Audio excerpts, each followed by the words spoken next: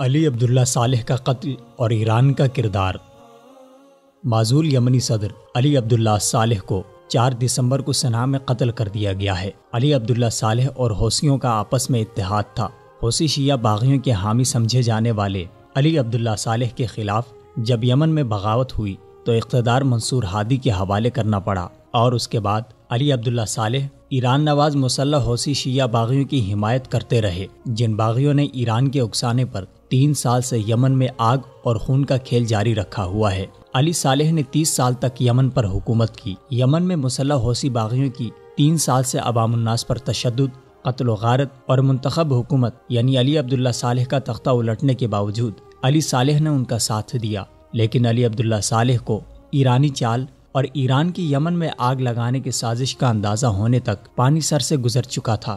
علی عبداللہ صالح اور اس کے اتحادی حوثی باغیوں میں ایک مسجد پر قبضے کی وجہ سے اچانک اختلافات پیدا ہوئے، اور وہ اختلافات قتل و غارت تک پہنچے۔ گزشتہ چند ہفتوں سے ایک دوسرے پر کئی حملے کیے گئے، اور ان حملوں میں تقریباً 125 افراد ہلاک ہوئے۔ حوثیوں نے علی صالح کے حامی کئی اراکین پارلیمنٹ کے گھروں کو بھی نشانہ بنایا اور کئی لوگوں کو قتل کیا۔ اپنے قتل سے 2 روز قبل علی عبداللہ صالح نے میڈیا پر کھل کر حوثی باغیوں کے خلاف بغاوت کا اعلان کیا تھا، اور عوام الناس سے اپیل کی تھی کہ حوثی باغیوں کے خلاف بغاوت کے لیے اٹھ کھڑے ہوں اور ان کے احکامات کو تسلیم کرنے سے انکار کریں اور اپنے منتخب حکومت اور سیکیورٹی اداروں کی پیروی کریں، کیونکہ یہ حوثی شیعہ باغی ایرانی ایجنڈے کے لیے یمن کو تباہ کر رہے ہیں۔ یمن کو آگ میں دھکیلنے والے حوثی کسی بھی صورت یمن کے مخلص نہیں۔ علی عبداللہ صالح کے اس اہم اور زندگی کے آخری انٹرویو کو عرب میڈیا کے علاوہ عالمی میڈیا نے بھی بہت زیادہ اہمیت کا حامل قرار دیا تھا۔ اس انٹرویو کے صرف 2 روز بعد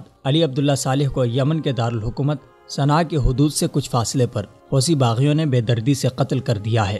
علی عبداللہ صالح حوثی باغیوں کے ساتھ لڑائی میں اپنے حامی فورسز کی قیادت کر رہے تھے اور صنعاء سے نکل کر اپنے آبائی علاقے کی جانب جا رہے تھے کہ ایک ویران صحرا میں حوثی شیعہ باغیوں نے صدر صالح کے قافلے کو گھیرے میں لے لیا اور صالح کو بہت قریب سے گولیاں ماری گئیں۔ سوشل میڈیا پر حوثی باغیوں کی جانب سے جاری کردہ موبائل ویڈیو فوٹیج میں صدر عبداللہ صالح کے سر میں بہت قریب سے ماری گئی گولی کا گہرا زخم دیکھا جا سکتا ہے۔ کچھ لوگوں کا خیال ہے کہ حوثیوں نے علی عبداللہ کو پہلے اغوا کیا اور پھر قتل کیا۔ علی صالح کے قتل کے بعد یمن کی صورتحال مزید خراب ہوتی جا رہی ہے۔ یمنی عوام میں حوثیوں کے خلاف مزید غم و غصہ اور اشتعال پیدا ہو گیا ہے۔